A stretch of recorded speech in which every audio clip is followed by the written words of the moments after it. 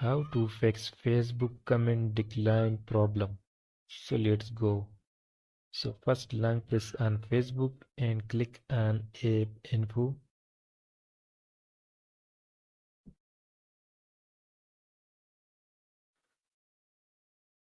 Now click on manage space. Now click on clear button.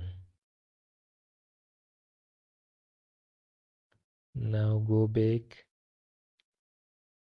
and clear cache and click on force stop. Tap on OK. Now open Play Store. Now search Facebook.